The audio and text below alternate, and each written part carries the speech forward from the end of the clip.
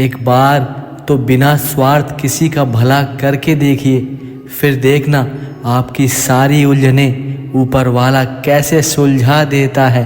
श्री कृष्ण उसी की मदद करते हैं जो दूसरों का भला करते हैं, ना कि उनकी जो सदैव अपने बारे में ही सोचते हैं और दूसरों का बुरा करते हैं। यह दुनिया ईश्वर द्वारा चलाई जाती है, तो हमेशा उस मालिक से यही प्रार्थना किया करो, ईश्वर मुझे अधिक लेने के लिए नहीं, अधिक देने योग्य बनाओ। और यह बात हमेशा ध्यान रखना, यदि भगवान आपको किसी बड़े लक्ष्य तक पहुंचाना चाहते होंगे तो हर दिन आपके जीवन में कोई ना कोई बड़ी परेशानी जरूर आएगी, क्योंकि भगवान हमेशा कठिन रास्तों पर चलवाने के बाद ही महान सफलता देते हैं। इस घोर कलयुग में जब भाई भाई का नहीं, पिता बेटे का नहीं, तो बाहर के लोग क्यों आपके साथ होंगे। आपका कोई अपना है तो सिर्फ श्री कृष्ण है, जो हमेशा आपका साथ देंगे, कभी आपका हाथ नहीं छोड़ेंगे। इस संसार में यदि कोई मनुष्य का निर्माण और विनाश कर सकता है तो वह सिर्फ उसके द्वारा किए गए कर्म हैं, जो उसको उन्नति या फिर विनाश के मार्ग पर ले जाते हैं।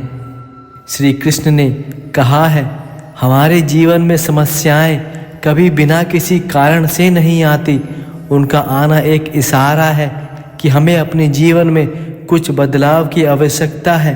इस दुनिया में एक सफल व्यक्ति वही है जो हमेशा से फालतू के विवादों से दूर रहता है, क्योंकि हमेशा विवादों में फंसा हुआ व्यक्ति ना तो अपने बारे में सोच पाता है, ना समाज के बारे में सोच पाता है। वो अपनी पूरी ज़िंदगी इन्हीं विचारों में घूमता रहता है और इन्हीं फालतू की बातों में फंसा रहता है।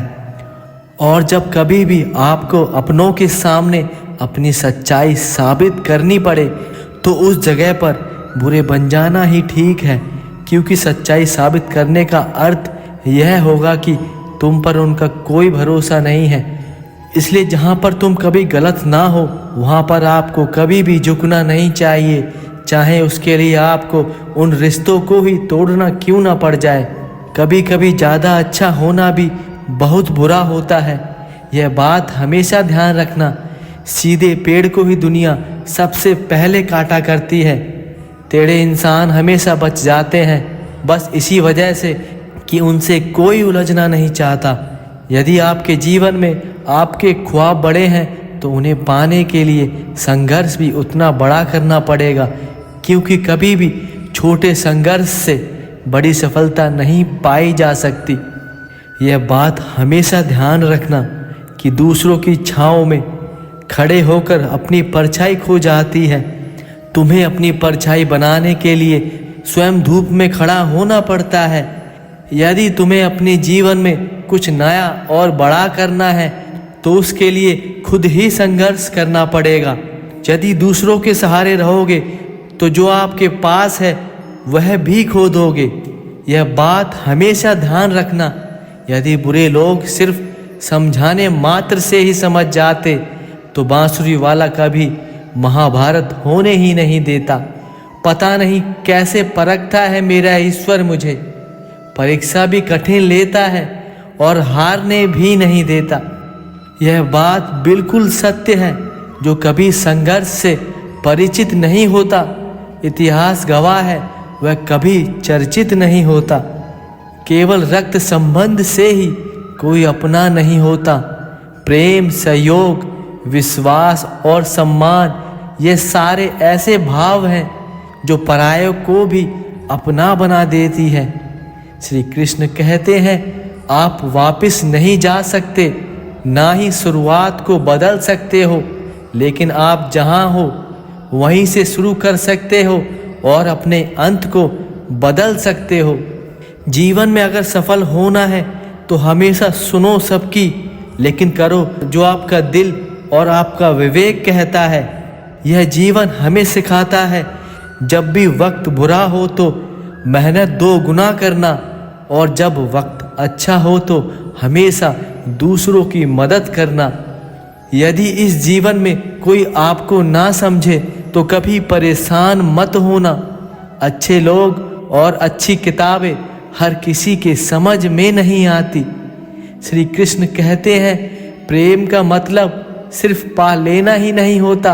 प्रेम का मतलब है कि आप दूसरों से दूर रहें या पास, फिर भी एक दूसरे को चाहते रहें। जो लोग अपने जीवन में खुद से ज़्यादा दूसरों की फिक्र करते हैं, अक्सर उन्हीं की फिक्र करने वाला कोई नहीं होता। श्री कृष्ण कहते हैं सत्य से मीठा दुनिया में कोई फल नहीं, और झूठ कितना भी बोलो उसका कोई कल नहीं। इंसान को यदि अपने जीवन को अच्छे से जीना है तो उसे धैर्य और संयम का साथ कभी नहीं छोड़ना चाहिए। बस तुम धैर्य रखो, क्योंकि जीवन में कोई भी नया परिवर्तन आसान होने से पहले मुश्किल हुआ करता है।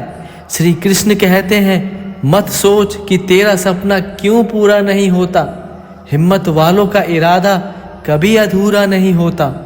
जिस इंसान के कर्म अच्छे होते हैं उसके जीवन में कभी अंधेरा नहीं होता। यह बात हमेशा ध्यान रखो, अच्छे के साथ बुरा भी उसके अच्छे के लिए ही होता है, और समय जब भी पलटता है तो सब कुछ पलट देता है। इसलिए अच्छे समय में कभी घमंड ना करें और बुरे समय में कभी भी अपने सब्र को ना छोड़ें। कोई भी रिश्ता आपकी मर्जी से नहीं जुड़ता, क्योंकि आपको कब, कहाँ और किससे मिलना है यह सिर्फ मुरली वाला ही तय करता है। श्री कृष्ण कहते हैं जीतने के बाद तो सारी दुनिया गले लगाती है, लेकिन हारने के बाद जो गले लगाए सिर्फ वही अपना होता है। श्री कृष्ण कहते हैं यह जीवन अनमोल है, इसे कभी सस्ते और मतलबी लोगों के लिए यूं ही व्यर्थ ना करें। इस जीवन की यही कहानी है कि यहाँ कोई भी किसी का साथ नहीं देता, बस सब अपने मतलब के लिए साथ रहते हैं। जिंदगी में एक बात जरूर याद रखना, जहाँ संघर्ष नहीं होता वहाँ सफलता कभी नहीं आती। सफलता तो वह ताला है जो सिर्फ संघर्ष नाम की चाबी से ही खोला जा सकता है। अपनी वाणी में इतनी मिठास और प्रेम लाओ कि लोग आपसे बात करना पसंद करें, क्योंकि जीभ एक ऐसा अस्त्र है जो आपको एक अच्छा और बुरा इंसान दोनों ही बना सकती है। श्री कृष्ण कहते हैं किसी के लिए इतना ही गिरना कि संभलने की गुंजाइश बाकी रहे।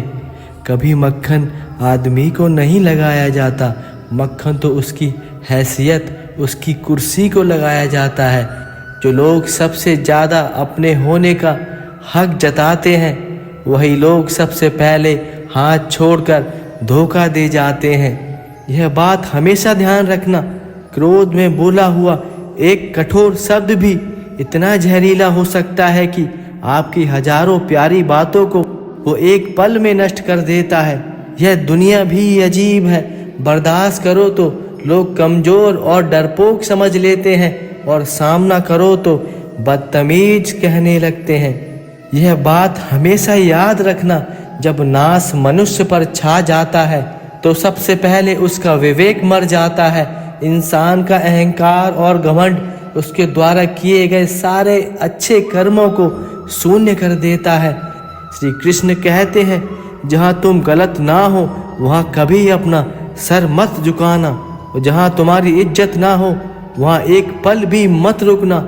यहाँ दुनिया में किसी को भी अपना दर्द मत बताना, क्योंकि लोग सामने सुनकर पीठ पर आपका मजाक जरूर बनाएंगे। इस जीवन में भाई भाई का रिश्ता भगवान ने विपत्ति को बांटने के लिए बनाया था, लेकिन अफसोस तो इस बात का है कि आज यह सिर्फ संपत्ति बांटने तक ही सीमित रह गया है। श्री कृष्ण कहते हैं यदि लोग आपको नीचे गिराना चाहते हैं तो घबराना मत, बल्कि यह सोचकर खुश हो जाना आपको भगवान ने बहुत लोगों से ऊपर बनाया है। पैसा एक ही भाषा बोलता है कि अगर तुमने आज मुझे बचा लिया तो कल मैं तुम्हारे काम आऊँगा, और पैसा फिर बोलता है कि भले ही मैं तुम्हारे साथ ऊपर नहीं जाऊँगा, पर इस धरती पर मैं तेरे बहुत काम आऊँगा, तुझे सबसे ऊपर लेके जाऊँगा। यह बात तो सच है, उधार लेने वाले को बस एक बार उधार मांगना पड़ता है, पर उधार देने वाले को कई बार मांगना पड़ता है। श्री कृष्ण कहते हैं, अपनी इस जिंदगी में सिर्फ 3 उसूल बना लो। पहला, उससे जरूर माफ़ी मांगो जो तुम्हें चाहते हो। दूसरा, उसे कभी मत छोड़ो जो तुम्हें चाहता हो। तीसरा, उससे कभी कुछ मत छुपाओ जो तुम पर संपूर्ण रूप से भरोसा करता हो। जीवन का एक कड़वा सच यह भी है, जिस इंसान को सच बोलने की सबसे ज़्यादा आदत होती है, लोग सबसे ज़्यादा गलत इंसान उसी को समझते हैं और सबसे ज़्यादा धोखा उसी इंसान को मिलता है। दोस्तों, अगर हमारी यह वीडियो पसंद आई है तो इस वीडियो को लाइक करना और ऐसे अच्छे विचारों के लिए हमारे इस चैनल को सब्सक्राइब करना। तो मिलते हैं अगली वीडियो में, जब तक के लिए अपना ध्यान रखना। राधे राधे। पता नहीं यह बात मनुष्य को समझ क्यों नहीं आती, इस संसार में ईश्वर को छोड़कर कोई भी अपना नहीं है। फिर भी पता नहीं लोग ईश्वर को छोड़कर बाकी चीज़ों के पीछे पड़े रहते हैं। एक बार तो बिना स्वार्थ किसी का भला करके देखिए, फिर देखना आपकी सारी उलझनें ऊपर वाला कैसे सुलझा देता है। यदि भगवान आपको किसी बड़े लक्ष्य तक पहुंचाना चाहते होंगे तो हर दिन आपके जीवन में कोई ना कोई बड़ी परेशानी जरूर आएगी, क्योंकि भगवान हमेशा कठिन रास्तों पर चलवाने के बाद ही महान सफलता देते हैं। इस संसार में यदि कोई मनुष्य का निर्माण और विनाश कर सकता है तो वह सिर्फ उसके द्वारा किए गए कर्म हैं, जो उसको उन्नति या फिर विनाश के मार्ग पर ले जाते हैं। कभी कभी ज़्यादा अच्छा होना भी बहुत बुरा होता है, यह बात हमेशा ध्यान रखना। सीधे पेड़ को ही दुनिया सबसे पहले काटा करती है। इस दुनिया में एक सफल व्यक्ति वही है जो हमेशा से फालतू के विवादों से दूर रहता है, क्योंकि हमेशा विवादों में फंसा हुआ व्यक्ति ना तो अपने बारे में सोच पाता है, ना समाज के बारे में सोच पाता है। वो अपनी पूरी ज़िंदगी इन्हीं विचारों में घूमता रहता है और इन्हीं फालतू की बातों में फंसा रहता है। और जब कभी भी आपको अपनों के सामने अपनी सच्चाई साबित करनी पड़े तो उस जगह पर बुरे बन जाना ही ठीक है, क्योंकि सच्चाई साबित करने का अर्थ यह होगा कि तुम पर उनका कोई भरोसा नहीं है। यह बात हमेशा ध्यान रखना। यदि बुरे लोग सिर्फ समझाने मात्र से ही समझ जाते तो बांसुरी वाला कभी महाभारत होने ही नहीं देता। यह जीवन हमें सिखाता है, जब भी वक्त बुरा हो तो मेहनत 2 गुना करना, और जब वक्त अच्छा हो तो हमेशा दूसरों की मदद करना। श्री कृष्ण कहते हैं, प्रेम का मतलब सिर्फ पा लेना ही नहीं होता, प्रेम का मतलब है कि आप दूसरों से दूर रहें या पास, फिर भी एक दूसरे को चाहते रहें। श्री कृष्ण कहते हैं, सत्य से मीठा दुनिया में कोई फल नहीं, और झूठ कितना भी बोलो उसका कोई कल नहीं। वक्त तो वो तराजू है जो वक्त पर अपनों का वजन भी बता देता है, उसका असली और नकली चेहरा दोनों ही दिखा देता है। श्री कृष्ण कहते हैं, बात तो तब बिगड़ जाती है जब इंसान सच्ची बातें दिल पर नहीं पर झूठी बातों को दिमाग पर ले लेता है। अपने जीवन में किसी सीधे इंसान को धोखा मत देना, क्योंकि उस सीधे इंसान का जवाब ऊपर वाला हमेशा टेढ़े तरीके से देता है।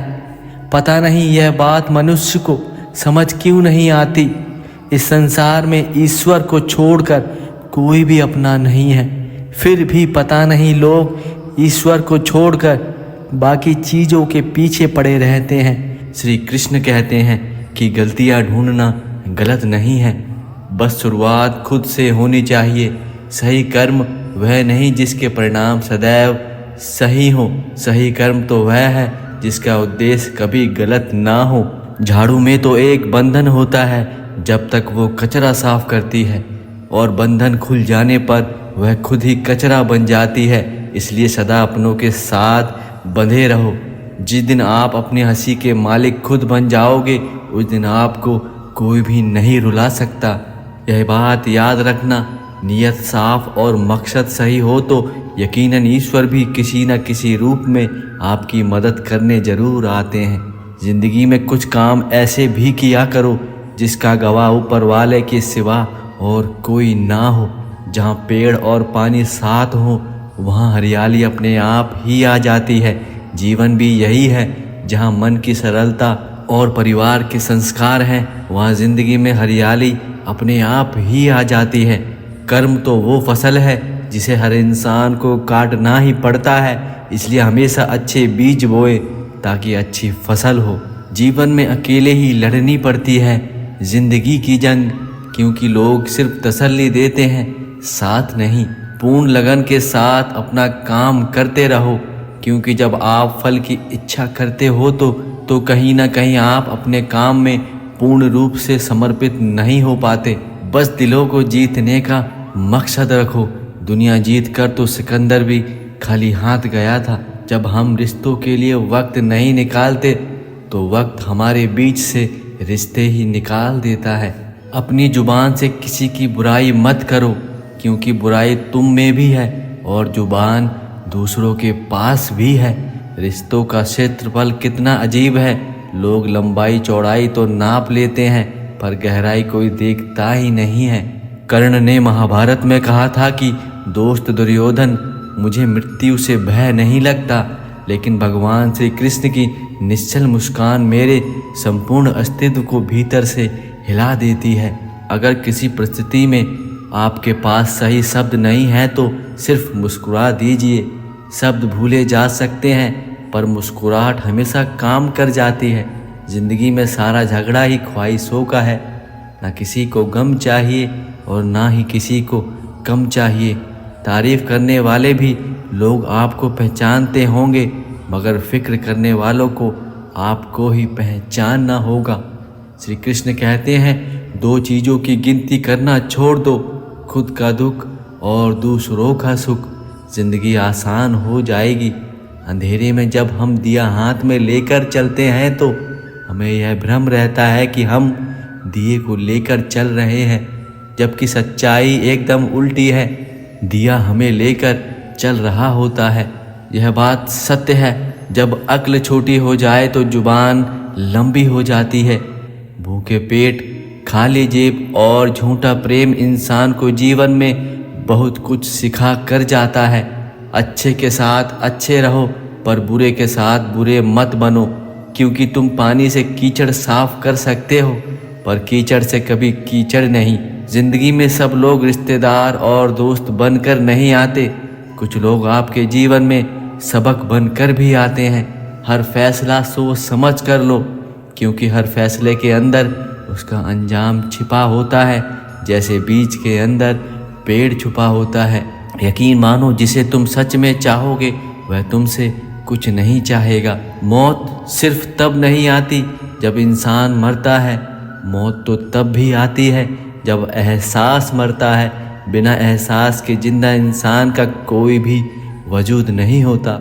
लोगों को भरपूर सम्मान दीजिए, इसलिए नहीं कि उनका अधिकार है, बल्कि इसलिए कि आप में संस्कार है। पता नहीं किसकी दुआओं ने सर पर हाथ रखा है। हजारों मुश्किलें हैं फिर भी थाम रखा है। यकीनन यह हाथ मेरे कृष्णा का मेरे सर पर है। मुस्कुराहट और आंसू, इन दोनों का एक साथ मिलना बहुत मुश्किल है, पर जब मिलते हैं तो यकीन मानो वह पल बहुत खूबसूरत होता है। यह बात सच है। लोग किसी के बारे में अच्छा सुनने पर शक करते हैं और बुरा सुनने पर तुरंत यकीन कर लेते हैं। इतने छोटे बनिए कि हर कोई आपके साथ बैठ सके, और इतने बड़े बनिए कि जब आप खड़े हो जाएं तो कोई बैठा ना रह जाए। कभी किसी के सामने सफाई पेश मत करो, क्योंकि जिसे तुम पर यकीन होगा उसे सफाई की ज़रूरत नहीं, और जिसे तुम पर यकीन नहीं होगा वह कभी मानेगा ही नहीं। कितनी अजीब फितरत है ना हम इंसानों की। हम समझौता चाहते हैं जब हम गलत होते हैं, और हम इंसाफ चाहते हैं जब कोई दूसरा गलत होता है। जब भी किसी के लिए दिल से तारीफ निकले तो फौरन कर डालो, और अगर सिर्फ जुबान से निकले तो रुक जाइए। बेहतरीन इंसान अपनी जुबान से पहचाना जाता है, वरना अच्छी बातें तो दीवारों पर भी लिखी होती हैं। इंसान जुबान के पर्दे के पीछे ही छुपा होता है। अगर उसे जानना है तो उसे बोलने दीजिए। मोतियों की तो आदत है बिखर जाने की, यह तो बस धागे की जिद है कि सबको पिरोकर रखता है। काबिले तारीफ तो धागा है जिसने सबको जोड़ रखा है। गुस्सा अकेला आता है मगर हमसे हमारी सारी अच्छाइयाँ लेकर जाता है। सब्र भी अकेला ही आता है मगर सारी अच्छाइयाँ देकर जाता है। मतलब और स्वार्थ के रिश्ते कोयले की तरह होते हैं। जब गर्म होते हैं तो छूने वालों का हाथ जला देते हैं और जब ठंडे होते हैं तो आपके हाथों को काला कर देते हैं। किसी ने बर्फ़ से पूछा कि तुम इतने ठंडे कैसे रह लेती हो। बर्फ़ ने खूबसूरत जवाब दिया, मेरा अतीत भी पानी है, मेरा भविष्य भी पानी है, तो मैं गर्मी किस बात की रखूं। कई बार ज़िंदगी में ऐसे मोड़ भी आते हैं कि इंसान अगर शिकायतें बोल दे तो रिश्ते ख़त्म हो जाते हैं, और अगर दिल में रखे तो वह इंसान खुद ही ख़त्म हो जाता है। इंसान अच्छा था यह लफ्ज़ तब सुनने को मिलते हैं जब इंसान इस दुनिया में रहता ही नहीं है। कल एक इंसान रोटी मांग कर ले गया और बदले में करोड़ों दुआएं दे गया। पता ही नहीं चला कि करीब वो था या करीब मैं। कभी जो ज़िंदगी में थक जाओ तो किसी को कानो कान खबर ना होने देना। लोग टूटी हुई इमारत की ईंटें तक उठा ले जाते हैं। अभिमान तब होता है जब आपको लगता है कि आपने कुछ अच्छा किया है, और सम्मान तब मिलता है जब लोगों को लगता है कि आपने कुछ अच्छा किया है। पिता की दौलत पर क्या घमंड करना, मज़ा तो तब है जब दौलत अपनी हो और घमंड हमारे पिताजी करें। झूठ का भी एक अलग ही मज़ा होता है। खुद बोलो तो मीठा लगता है, पर कोई और बोले तो बहुत ज़्यादा कड़वा लगता है। जब भी गुनाह करने का दिल करे तो चार बातें याद करना। भगवान देख रहा है, फरिश्ते लिख रहे हैं, मौत हर हालत में आनी है, और वापसी का टिकट भगवान साथ देकर भेजता है। अपनी उम्र और दौलत पर कभी एतबार मत करना, क्योंकि जो गिना जा सके यकीनन वो ख़त्म ज़रूर होता है। पीठ हमेशा मजबूत रखिए, क्योंकि शाबाशी और धोखा हमेशा पीठ पर ही मिलता है। दुआ तो दिल से मांगी जाती है, जुबान से नहीं। कबूल तो उसकी भी होती है जिसकी जुबान नहीं होती। कितने चालाक हैं कुछ मेरे अपने, कि तोहफे में घड़ी तो दी मगर कभी वक्त नहीं दिया। इंसान की इंसानियत तब ख़त्म हो जाती है जब उसे दूसरों के दुखों में हंसी आने लगती है। अपने अंदर की छोटी छोटी कमियों को सुधार लीजिए, क्योंकि एक छोटा सा सुराग ही एक बड़े जहाज़ को डुबाने का सबसे बड़ा कारण बनता है। इस जीवन में जो किया है वह सामने ज़रूर आएगा, क्योंकि कर्म किसी का सगा नहीं होता।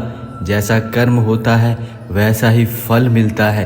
पाप एक ऐसा प्रोडक्ट है जो खरीदने में सस्ता लगता है, पर उसका दाम चुकाते चुकाते जन्मों लग जाते हैं।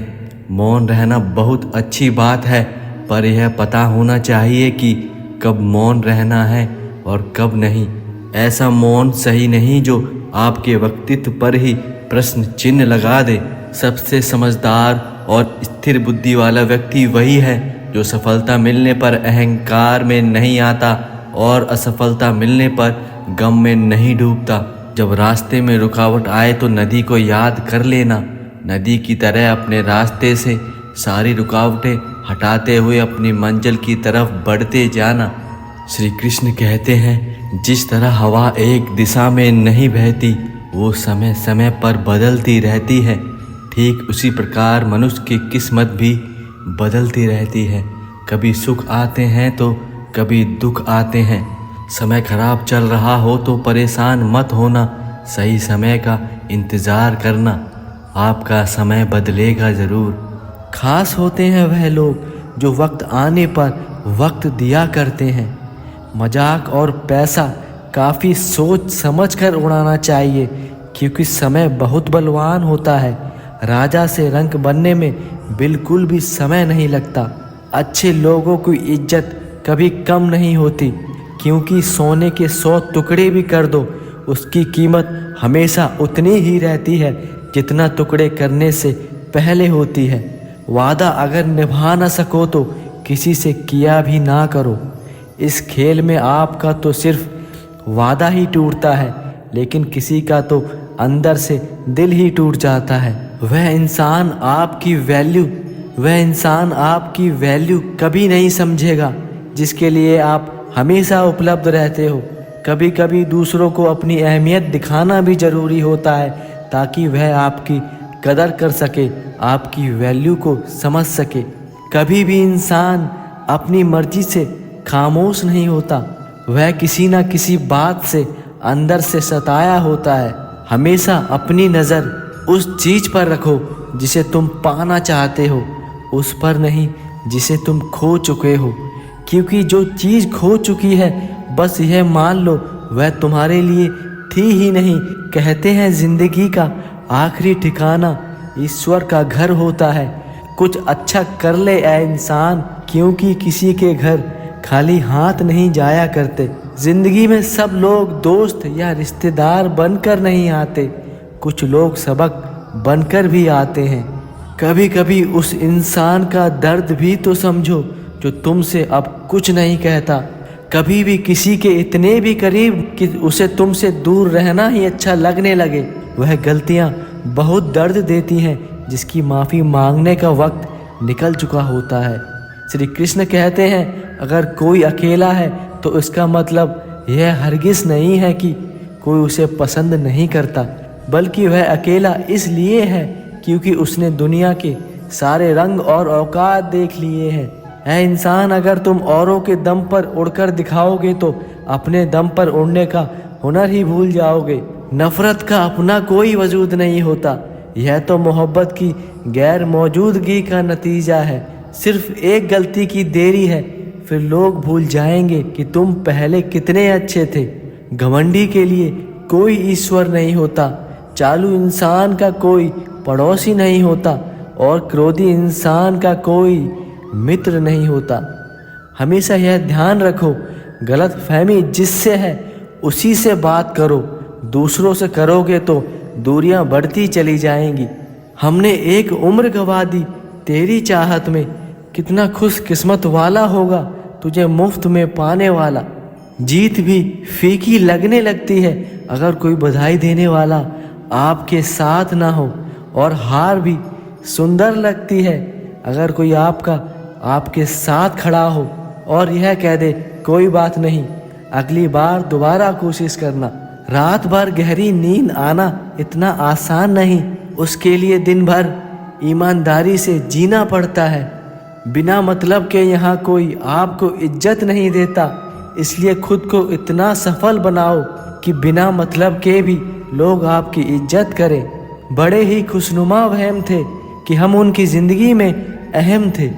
कुछ भी नहीं बदलेगा यहाँ मेरे बिना, 2-4 लोग रोएंगे सिर्फ 2-4 दिन के लिए।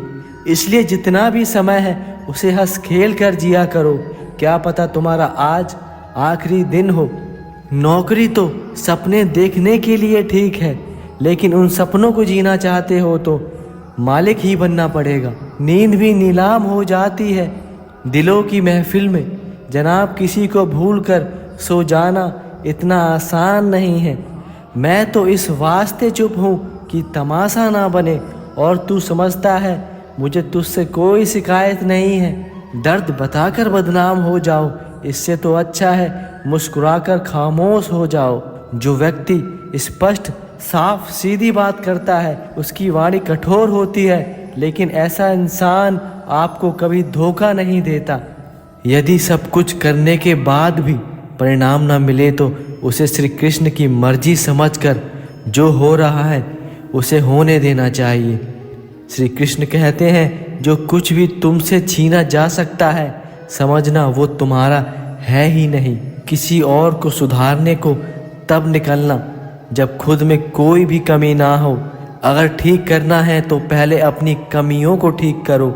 जिस दिन यह हो जाएगा कि मेरे अंदर अब कोई कमी नहीं है, उस दिन दूसरों को सुधारने का काम शुरू करिएगा।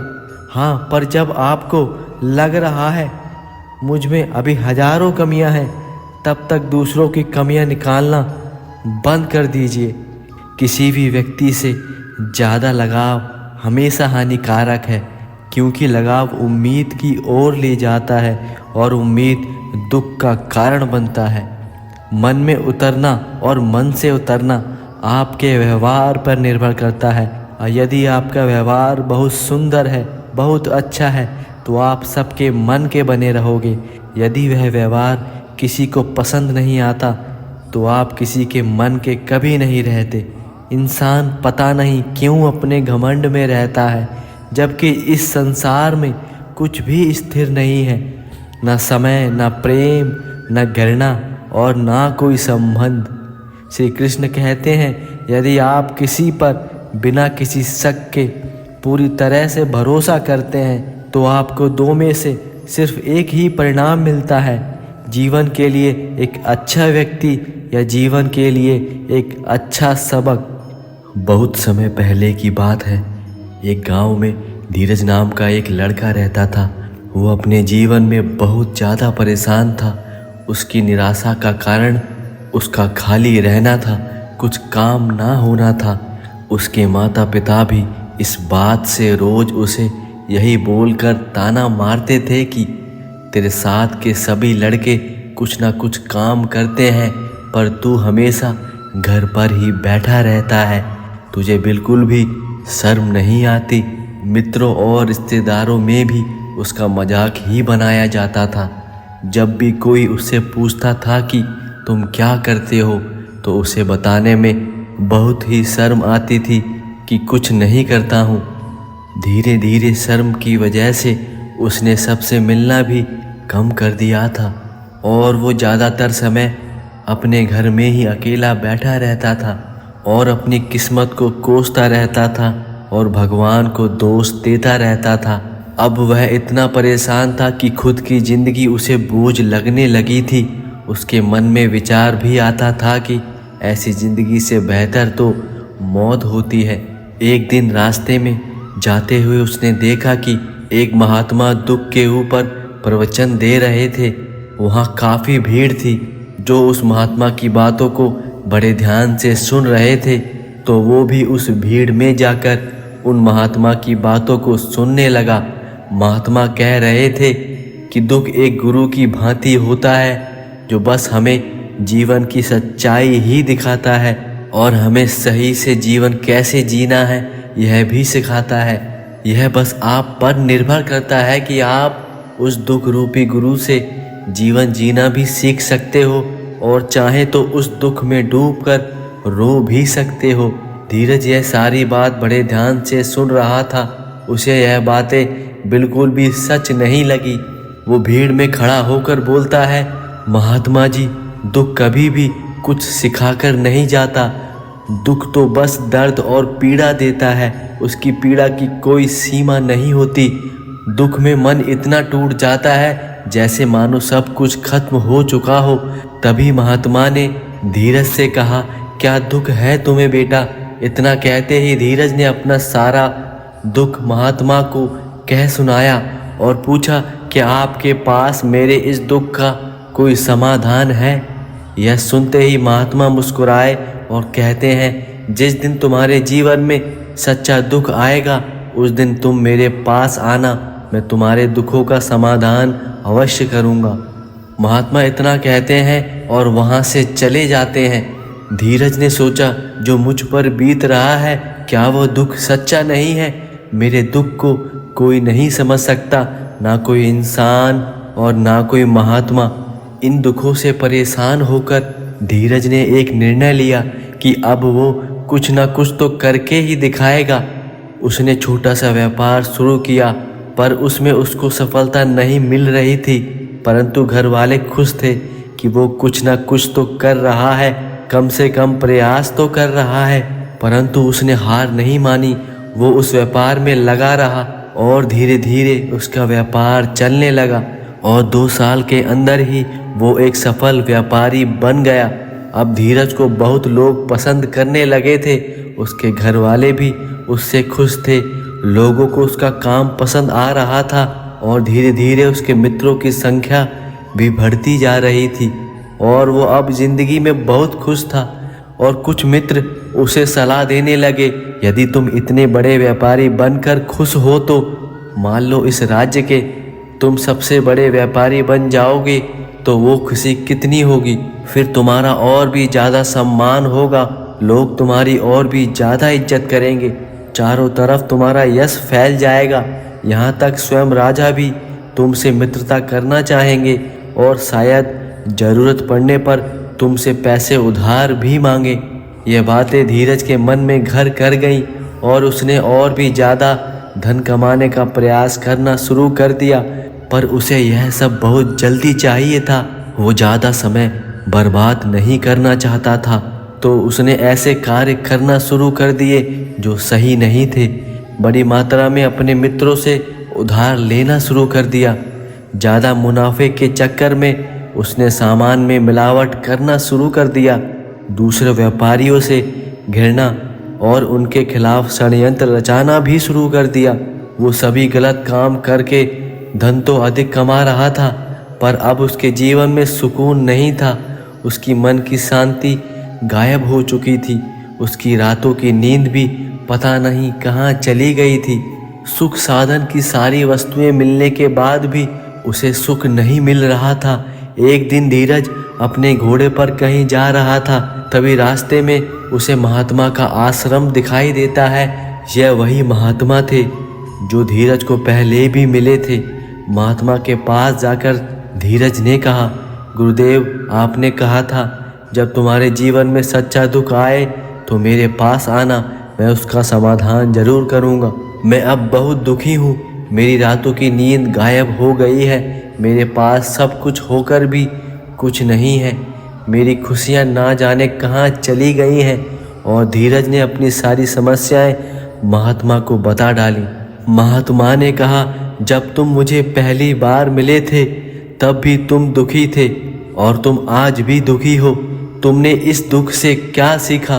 धीरज ने कहा कि मैंने सीखा कि सिर्फ सोचने और चिंता करने में कुछ नहीं होता, अपनी सोच को सच करना है तो उसके लिए कर्म करना पड़ता है और सिर्फ कर्म करने से भी कुछ नहीं होता, अपने कर्म को अंतिम पड़ाव तक भी ले जाना भी आवश्यक होता है। चाहे रास्ते में कितनी भी बड़ी मुश्किलें आए, मन को कितना भी लगे कि अब कुछ नहीं हो सकता, तब भी मान के चलो कि मैं जो कर रहा हूँ उसमें सफल अवश्य होऊंगा, चाहे कितनी भी परेशानी क्यों ना आए। मैंने बस यही देखा कि लोग सिर्फ सफल व्यक्ति को ही सम्मान देते हैं। यह सुनकर महात्मा जी मुस्कुराए और बोले, यह असली दुख नहीं है। जब तुम्हारे जीवन में असली दुख आए तो मेरे पास आना, मैं उसका समाधान अवश्य करूँगा। और धीरज ने जाते वक्त महात्मा को सोने से भरी हुई एक थैली भेंट की। महात्मा ने कहा, यह मेरे किसी काम की नहीं, इसे उस पेड़ के नीचे गाड़ दो। और धीरज ने महात्मा के कहे अनुसार ऐसा ही किया। व्यापार अभी भी अच्छी तरक्की कर रहा था, पर कुछ समय बाद व्यापार नीचे गिरने लगा, सारा धन संपदा कम होने लगी। और एक दिन ऐसा आया कि धीरज कर्ज में डूब चुका था, लेकिन वो निश्चिंत था कि यह कर्ज तो उसके मित्रों द्वारा दिया गया है। उसे लग रहा था उसके बुरे वक्त में उसके मित्र उसका साथ देंगे, परंतु ऐसा नहीं हुआ। बुरा समय आते ही मित्रों ने अपना कर्ज मांगना शुरू कर दिया। उसके चाहने वाले भी सब अब उससे दूर होने लगे थे। जो लोग कुछ दिन पहले उसके सबसे करीबी बनते थे, वो भी अपना हाथ छुड़ाकर पीछे हट गए थे। यहाँ तक कि उसके परिवार वाले भी उसकी ही गलतियाँ उसे बार बार गिना रहे थे कि तुम्हारी कमियों के कारण ही यह सब हुआ है। अब उसकी सारी धन दौलत और घर तक नीलाम हो चुका था। जब उसने अपने पिता से मदद मांगी तो पिता ने कहा, मेरे पास थोड़ी सी संपत्ति है, अगर यह तुम्हें दे दूंगा तो मैं खुद का और तुम्हारी माता का गुजारा कैसे चलाऊंगा। धीरज यह सब देखकर पूरा टूट चुका था। अब उसके पास ऐसा कोई नहीं था जो उसके दुख को समझ सके। लोगों ने दिए धोखे और विश्वासघात ने उसे अंदर तक झकझोर कर रख दिया था। जो उसने सोचा नहीं था उसके साथ वो सब हो रहा था। अब उसे आखिरी रास्ता बस मौत ही नजर आने लगा था।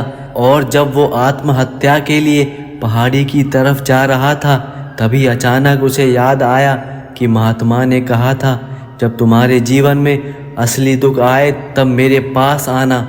वो फौरन महात्मा के पास पहुंच जाता है और अपना सारा दुखड़ा महात्मा को सुना देता है और रोते रोते बोलता है, मेरे इस दुख का समाधान कीजिए। महात्मा ने फिर वही बात कही, तुम्हारे जीवन में असली दुख आए तब मेरे पास आना, मैं उसका समाधान अवश्य करूँगा। धीरज ने कहा, क्या मेरा दुख कम है? क्या यह असली दुख नहीं है? आखिर असली दुख होता क्या है? महात्मा ने कहा, सबसे पहले यह बताओ तुमने इस दुख में क्या सीखा? धीरज ने कहा, मैंने सीखा जो लोग सफलता में तुम्हारे साथ होते हैं, हमारी तरक्की की वजह से हमसे जुड़ जाते हैं, वो लोग हमें धोखा जरूर देंगे। वो कभी भी हमारे बुरे समय में हमारा साथ नहीं देंगे। वो केवल हमारे अच्छे समय में हमारे साथ हैं, हमारे बुरे समय में हमारे खिलाफ हैं। भरोसे के लायक सिर्फ वो लोग होते हैं जो बुरे वक्त में भी आपके साथ रहते हैं, आपका साथ निभाते हैं। ऐसे लोग मिलना जीवन में बहुत ज़्यादा मुश्किल होता है। यदि आपके जीवन में ऐसे लोग मिलते हैं तो उन्हें कभी अपने से दूर मत जाने देना। मैंने यह भी सीखा, कभी किसी के खिलाफ षड्यंत्र नहीं करना चाहिए, हमेशा अपना काम ईमानदारी के साथ करना चाहिए, कभी लालच अपने मन में नहीं लाना चाहिए। यह सब बताने के बाद धीरज की आंखों में आंसू थे। थोड़ी देर बाद महात्मा उठे और वो थैली बाहर निकाली जो सोने के सिक्के से भरी हुई थी और उसे धीरज को दे दिया और कहा, तुम्हारे जीवन में असली दुख आए तब मेरे पास आना, मैं उसका समाधान जरूर करूँगा। और धीरज गुरुदेव को धन्यवाद कहते हुए वहाँ से चला जाता है। उसने उस धन से एक छोटा व्यापार शुरू किया और छोटे व्यापार से खुशी खुशी अपना जीवन जीने लगा। वो अपनी पूरी लगन और ईमानदारी से व्यापार करने लगा और देखते ही देखते व्यापार बड़ा होता चला गया और अब वो नगरी का बड़ा व्यापारी बन चुका था। अब उसका जीवन खुशियों से और सुविधाओं से भर चुका था। लेकिन कोई कितना भी अच्छा काम करे, कितना भी पुण्य क्यों ना करे, उसके भी जीवन में दुख अवश्य आता है। और धीरज के जीवन में भी दुख आया, उसके माता पिता की मृत्यु के रूप में। वो दोनों एक ही दिन मृत्यु को प्राप्त हो गए। धीरज अपने माता पिता से बहुत ज़्यादा प्रेम करता था, जिस वजह से उसको बहुत ज़्यादा आघात पहुंचा अपने माता पिता की मृत्यु से। वो उन दोनों के पार्थिव शरीर को शमशान घाट में ले गया, अंतिम संस्कार किया। उसने अपने माता पिता के शरीर को जलते हुए देखा, वह बहुत दुखी हो गया।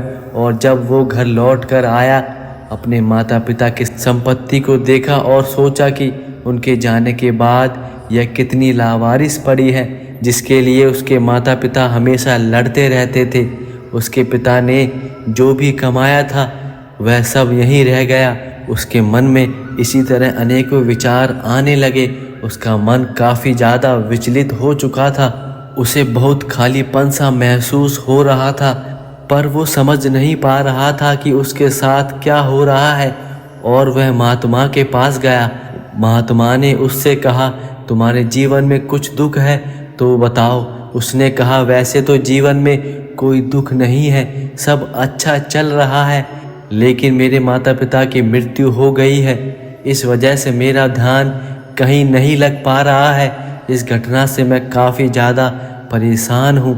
इस पर महात्मा ने कहा, इसमें दुखी होने की क्या बात है? एक दिन दुनिया से सभी को जाना है, हमेशा तो कोई जीवित नहीं रह सकता। इस शरीर का अंत निश्चित है। महात्मा कहते हैं, एक दिन तो तुम्हें भी मरना है। हो सकता है कल ही मर जाओ, क्या पता आज ही मर जाओ। इस पर धीरज ने कहा, महात्मा जी आप यह क्या कह रहे हो? मैं कभी भी मर जाऊंगा, मैं तो अभी जवान हूँ। महात्मा ने कहा, इसी भ्रम में तो सब जी रहे हैं। मृत्यु का कभी उम्र के साथ कोई संबंध नहीं होता। यह बचपन, जवानी, बुढ़ापे कभी भी आ सकती है। महात्मा की यह बात धीरज के मन में घर कर गई और वह चुपचाप चला गया। लेकिन उसका मन अभी भी बेचैन था उसे अभी भी खालीपन सा महसूस हो रहा था। वो पूरे दिन अपने बारे में सोचता रहा कि वह इस दुनिया में क्यों आया है, और वो सोचता है क्या फिर चीज़ों का उपयोग करना और मर जाना यही जीवन है और यही जीवन का लक्ष्य है। यह प्रश्न उसके मन में लगातार उठ रहा था। उसका दुख दिन प्रतिदिन बढ़ता जा रहा था और वो कुछ दिनों बाद फिर महात्मा के पास पहुंच जाता है और कहता है, मैं सच में बहुत ज़्यादा दुखी हूँ और मैं यह नहीं जान पा रहा हूँ कि मैं कौन हूँ, इस दुनिया में क्यों आया हूँ। और यह बात सुनकर महात्मा मुस्कुराए और बोले कि आज तुम्हारे जीवन में पहली बार सच्चा दुख पैदा हुआ है। वास्तव में यही वो दुख है जो दुख कहलाने योग्य है कि हमें पता नहीं कि हम कौन हैं, क्यों आए हैं, क्या करना है और कैसे करना है। धीरज ने कहा, महात्मा जी मेरे इस दुख का समाधान कीजिए। महात्मा ने कहा, हम सब इंसान जीवन भर क्या इकट्ठा करते हैं। धीरज ने कहा, हम सब जीवन भर मान सम्मान, धन दौलत, परिवार, रिश्ते, मित्र, शत्रु, पद, प्रतिष्ठा, यही सब इकट्ठा करते रहते हैं। महात्मा ने कहा कि क्या इनमें से कोई तुम्हारे साथ जाता है।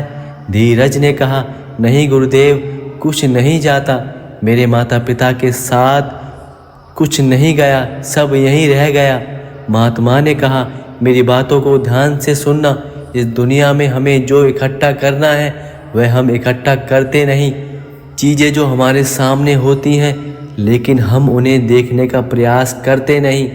इस दुनिया में हमें जिस चीज़ को इकट्ठा करना है वो हम खुद हैं, ताकि जब मृत्यु हो तो हम स्वयं को इकट्ठा कर सकें और स्वयं को पहचान सकें।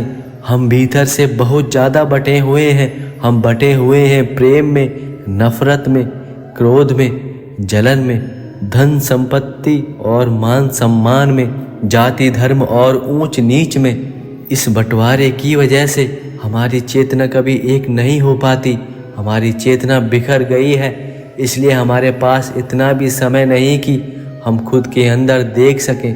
लोग हमेशा धन दौलत, मान सम्मान की कमी को ही दुख समझते हैं, उसे दुख बोलकर रोते हैं, उसका समाधान खोजने का प्रयास करते हैं, परंतु यह असली दुख नहीं है। तो समाधान कहाँ से मिलेगा? यह तो सिर्फ इंसान की चाहत है जिसकी पूर्ति कभी नहीं की जा सकती। यदि आपको संपूर्ण समाधान चाहिए तो खुद को एकत्रित करो, अपनी ऊर्जा को इस संसार से वापस खींचो और इकट्ठा करो। अपने ऊपर ध्यान दो, खुद पर ध्यान लगाओ। पहले अपने आप को पहचान लो, ऐसे ही बिखरे हुए मत चलो। धीरज ने कहा, क्या गुरुदेव हमें यह संसार छोड़ देना चाहिए? अपनी सभी इच्छाओं को मार देना चाहिए? किसी से प्रेम नहीं करना चाहिए? धन दौलत मान सम्मान की आशा छोड़ देनी चाहिए? महात्मा ने कहा, एक बिखरे हुए मनुष्य के अंदर से इच्छाएं, कामनाएं ऐसे ही निकलती हैं जैसे पहाड़ से कोई पत्थर गिर रहे हो, जिस पर पहाड़ का कोई नियंत्रण नहीं होता सिवाय देखने के, खोने के और परेशान होने के। इसी प्रकार एक बिखरे हुए मनुष्य की इच्छाएं अनियंत्रित और दुखदायी होती हैं। उसका अनियंत्रित मन इच्छाएं, कल्पनाएं करता रहता है और दुखी होता रहता है।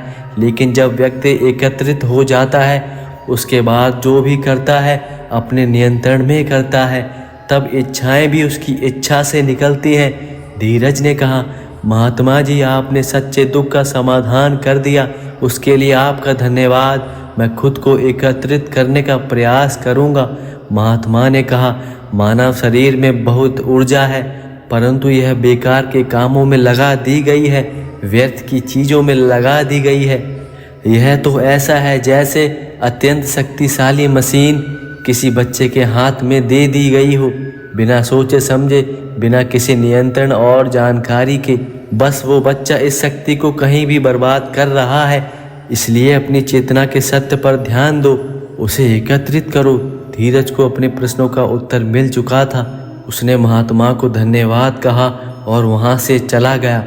दोस्तों, अगर आपको यह अनमोल बातें पसंद आई हैं तो इस वीडियो को लाइक करना और चैनल पर नए हो तो चैनल को सब्सक्राइब करके कमेंट में राधे राधे ज़रूर लिखना। तो मिलते हैं अगली वीडियो में। जब तक के लिए अपना ध्यान रखना। राधे राधे।